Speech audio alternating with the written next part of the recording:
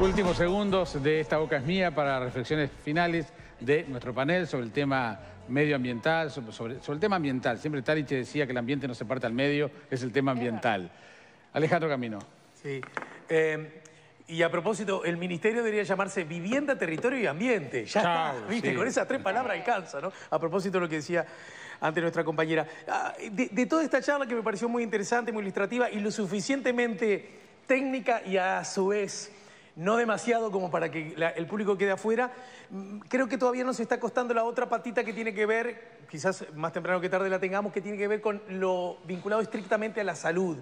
¿De qué dimensión de riesgo de salud, de qué dimensión estaríamos hablando en casos como estos, teniendo en cuenta que para mucha gente antes era común simplemente no pisar tanto, no poner tanto las patitas en el agua verde, ¿no? Para saber de qué estamos hablando, si es del apocalipsis o si en efecto es algo serio, pero tampoco tanto. Eleonora. Bueno, vos sabés que nosotros un grupo de amigos con el que nos juntábamos a hablar de cuestiones vinculadas a la política, a la vida cotidiana, pero armamos grupos de trabajo porque nos interesa todo esto y entonces como que somos apasionados de juntarnos y conversar y arreglar el mundo. Y tenemos como varios grupos y varias áreas temáticas, una de educación, otra de vivienda, etcétera. Y un día un compañero dice, ¿por qué no hacemos algo que tenga que ver con el ambiente, con el medio ambiente? Respuesta unánime de la mayoría de nosotros fue, pero a eso ¿a quién le importa?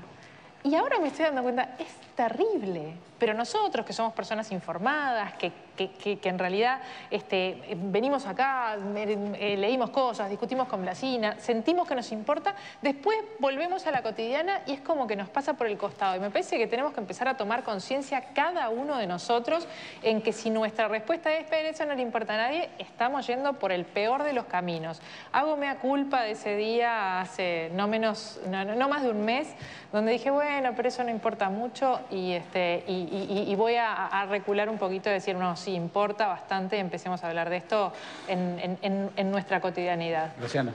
Yo creo que en ese aspecto que señala Eleonora, me parece que hay un quiebre generacional.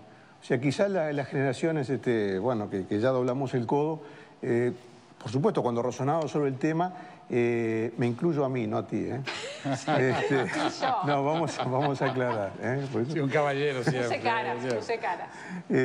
No, decía que noto un quiebre generacional, porque si bien nosotros cuando reflexionamos sobre esto asumimos la importancia que el tema tiene, y yo qué sé, creo que habría varias puntas para comentar, en otro momento quizás lo podemos hacer, pero quería reflexionar sobre este punto concreto.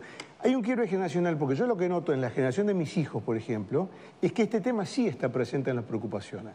Está presente en la charla cotidiana, desde las cosas más elementales, yo que sé, no sé, la clasificación de la basura, por ejemplo, el uso racional del agua, también incluso en el propio domicilio, o en una casa de fin de semana, lo que fuere. Ese tipo de conversaciones o de preocupaciones yo las noto en las conversaciones de mis hijos y creo que eso refleja una visión diferente. Seguramente los planes educativos han hecho hincapié en estos temas ya desde la escuela en los últimos años y creo que en este punto sí estamos viendo cómo un tema que realmente es importante para el presente y para el futuro, las nuevas generaciones sí lo han asumido y cada tema lo encaran desde el punto de vista ambiental, ¿no? Yo que sé, hasta el tema de los monopatines eléctricos, por ejemplo, que están de moda ahora, bueno, qué bueno que es para el medio ambiente porque no contaminan, por ejemplo, ¿no? Ese cambio de conciencia yo creo que no ha sido todavía acompañado a la altura que merece por los gobiernos de turno, concretamente. Hablamos ahora de estos gobiernos porque de algún modo han enumerado iniciativas, pero esas iniciativas han sido sumamente inefectivas. Me parece que necesitamos un compromiso mayor de los gobernantes con medidas concretas. Hablábamos hoy de temas de campaña, hablábamos de la seguridad, hablábamos del empleo. También tenemos que hablar de una agenda de los candidatos que tenga que ver con el ambiente, porque a esas nuevas generaciones les estamos dejando un país, yo creo que muy comprometido desde el punto de vista ambiental, más de lo que parece. Y sobre todo si como país estamos hablando de, por ejemplo, instalar la tercera planta de celulosa en Uruguay. Yo creo que es un tema bastante tangible y de un día para otro. No estamos hablando de cosas que van a suceder dentro de 50 o 60 años. Están sucediendo. Lo que vimos el otro día en Punta del Este es un síntoma de lo que pasa en el resto del país.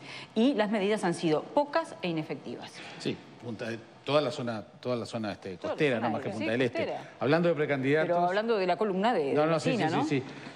Hablando de candidatos, dijimos que el doctor Larrañaga había sido el primer precandidato que había ido al PET-CNT.